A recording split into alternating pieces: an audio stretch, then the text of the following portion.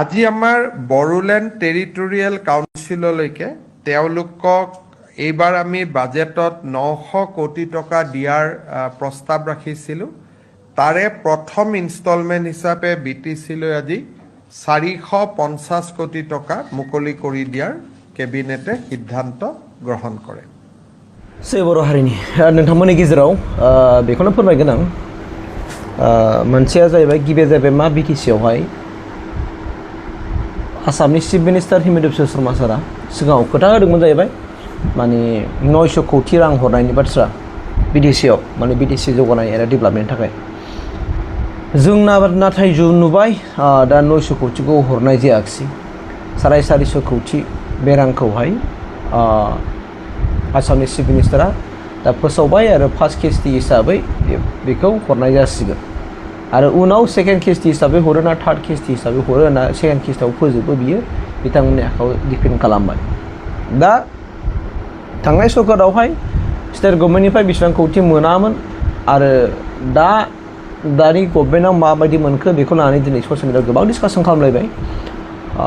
जायखि जायाथों मानो जायफोर फान्डफोरखौ मोनबाय बेखौ लानानै जों मोजां खामानियाव बाहायो, कन्ट्रेक्टरफ्राबो मोजां खामानियाव बाहायो, खामानिबो माव, नोंथाङाबो थां, नोंनि फेमिलिफ्राबो थांथों, बे खामानिखौ जों मावनो हायो बेखौनो आं गोसो गोरबोनिफ्राय खावलायहरबाय आरोखि। नैथियाव जाहैबाय मा जोंहा जाहैबाय मा जोंनि BTC-आव बयनिख्रुइबो गोनांसिन इस्युआ जाहैबाय मा दा बार्निं मोनसे इस्युआ जाहैबाय मा 125th एमेन्डमेन्ट बिलखौहाय माने इमप्लिमेन्टेसन खालामनाय जाय 2019आव बे बिलखौ रेज खालामदोंमोन आरो थिग बिदिनो दा बेखौहाय इमप्लिमेन्टेसन जायोब्ला जे जोंनि BTC-आ महर अट'नमि जागोन, जोंना पावारा बांगोन, माखासे बाजेटफ्राबो बारायगोन आरो बेजों लोगोसेनो जुदि BTC-आवहाय 60टा जुदि समष्टि जायोब्ला दा जेनेबा एक्जिस्टिं 40टा समष्टि बेवहाय जुदि 60टा समष्टि जायोब्ला एरियाफ्रा एसे फिसा जागोन आरो अब्ला माने जायफोर MCLA जागोन, जाय EM जागोन बिथांमोनाबो माने मोजां रोखोमै मावसोनो हागोन, नायसिननो हागोन आरो बेजों लोगोसेयैनो जोंनि एरियायाव जुदि माने एरियाफ्रा बारायोब्ला बेनि गेजेरजों जों माखासे जौगानायफोरखौ जोंनि BTC ओनसोलाव एबा जोंनि BTR-आव नुनो मोनगोन आरोखि। दा आं खावलायगोन बेखायनो दिनैहाय नुदों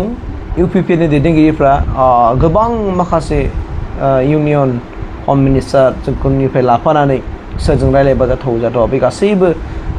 बिथांमोना डिपार्टमेन्टनि माबाफोरखौ दैदेनगिरिफोरखौ लोगो हमनाय जों नुबोबाय थादों ससियेल मिडियायावहाय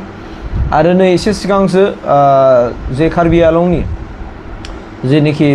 CM नङा होमबा बा चिफ तुलिराम रंहां बिथाङाबो थांनानै बिथाङाबो मेम'रेन्डाम हैनाय लोगो हमहैनाय आरो डिमान्ड खालामनाय बे माखासे फट'फ्रा दिनै गोसारदों। दा बेनिखायनो एक्सुवेलि जों जुदि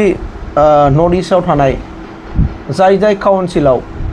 बे 125th एमेन्डमेन्टआ जुदि इमप्लिमेन्टेसन जाथावथाव बै माखासे काउन्सिलनिफ्राय दैदेनगिरिफ्रा जुदि बयबो थांनानै जुदि लोगो हमबाय थाबानो डिसकासन खालामबाय थाबानो निस्सय माने नैबे बोसोरावनो बे इमप्लिमेन्टेसन जानायनि आसा दं आरोखि, चान्स दं। बेखौ आं बुंनाय नङा, गासैबो दैदेनगिरिफ्रानो दिनै बेखौ डिसकासन खालामदों आरो गासैबो दिनै जोंनि थाखायनो मोजां नङा होमबा, जोंनि थाखायनो मोजां। बाहाय जेनेबा फान्डफ्रा बारायगोन, बेवहाय जेनेबा जों दा BCDC जों माबायो चेयारमेन हिसाबै जोंना माने सायख'लायो, खिन्थु बेहाय माने भट जागोन आरो भट जायोब्ला बेखौ नोङो इलेक्सन कमिसनानो खुंनांगोन बा गासैबो माखासे बुस्थुआ सिस्टेमेटिकेलि जाजोबगोन आरोखि। बेवहाय जायनि गोसो बेनो जानो मोननाय नङा, इलेक्सननि गेजेरजोंसो सायख'नाय जागोन, बे प्रसेसा फैगोन ओमफ्राय गोहोआ बारायगोन, पावारा बारायगोन आरो डाइरेक्ट फान्डिंआ सेन्ट्रेल गभर्नमेन्टनिफ्राय स्टेटआव हाबाबालानो डाइरेक्ट थु बियो काउन्सिलाव फैनायनि माखासे सर्सफोर बे लामाफ्रा दङ होननानै जोंनो बुंबाय थादों दैदेनगिरि सारमोनहा। दा बेनिखायनो आं फिल खालामदों थाबैनो नैबे 125th एमेन्डमेन्ट बिलखौ इमप्लिमेन्टेसन खालामनायावहाय जोंनि बर'नि मोनफ्रोमबो राजखान्थि हान्जाजों लोगोसे गासैबो माबाफ्रा बुङो, जेनेबा दा दुलाराय बर' फरायसा आफादा बुंदों 125th एमेन्डमेन्ट बिलखौ पास खालामनायनि बाथ्राखौ बिथांमोना डिमान्ड खालामदों आरो UPP-आ डिमान्ड खालामदों, आनखि दस्रा स्टुडेन्ट इउनियनाबोथ' डिमान्ड खालामाखै, ना BSU-आ डिमान्ड खालामदों, ना बनसुआ डिमान्ड खालामनाय जायाखै। जुदि खालामनो लायोब्ला आरो लोगोसे जोंनि बिटिसिनि दानि चिफ हारामा साराबो जुदि बेखौ नरेन्द्र मदिजों लोगोसे अमित शाहखौ लोगो हमनानै जुदि बुङोब्ला थाबैनो जुदि बेखौ इमप्लिमेन्टेसन खालामनानै बिटिसिआव गोहोखौ बारायनानै होयो बेनि माखासे डिसकासन जुदि खालामलायोबा प्रपार लाइनजों जुदि थांनानै जुदि डिसकासन खालामोबा निस्सय बिटिसिआवहाय माने जेरैबायदि जौगानांगौ बे जौगानायनि लामायाव फैगोन होननानै आं सानो आरोखि आरो जुदि सोरबा डिमान्ड खालामनाय सोरबा माने इमप्लिमेन्टेसन जाजानो लुबैयो आरो जुदि सोरबा लुबैया आरो सोरबा लुबैनायनि खाथिराव सोरखौबा माने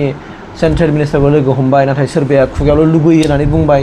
खिन्थु दैदेनगिरिफोरजों खुनु जेबो टास्कखौनो खालामलाया स' बिदिबा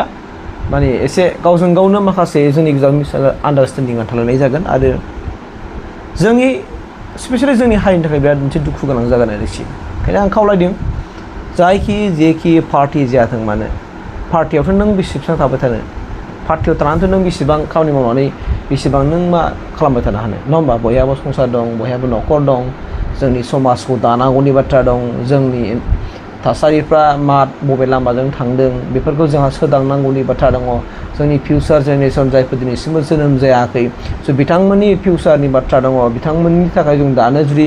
दानि जेनेरेसनाव जायफोर दैदेनगिरिफोर जानानै दं बिथांमोना जुदि थामथिम खालामना गालांखायाब्ला उननि समाव मा फैगोन बेखौ जों बुंनो हायाना मानोना अपरटुनिटियाथ' नों सानफ्रामबो फैबाय थायाना दा बेनिखायनो जों दानि नोगोरारिफ्रानो जों जुदि इन फिउचारखौ सानहरनानै जों जुदि मावनानै गालांखायोब्ला जोंनि थाखाय मोजां नङाबा